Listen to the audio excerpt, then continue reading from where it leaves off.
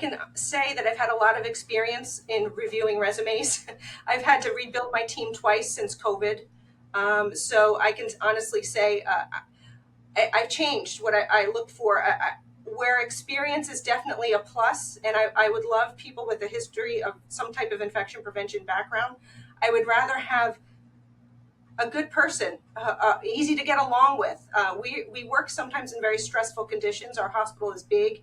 We have a lot of ground to cover, but we need to get along. So that personality piece is big for me. Sometimes it's hard to tell over the phone or even in an interview, but I find anybody can learn a job. But if you're hard to work with, or you're not used to working with other people, that's challenging. But what I've started doing, and I think I'm biased because I have my children are both in the military, but I do look for maybe a military background. I also look for do they play sports in college, because that level of discipline, I really respect that. I think that's why when I look for IPs in my department, I don't look for nurses specifically. It's open to nurses, but we look for anybody with,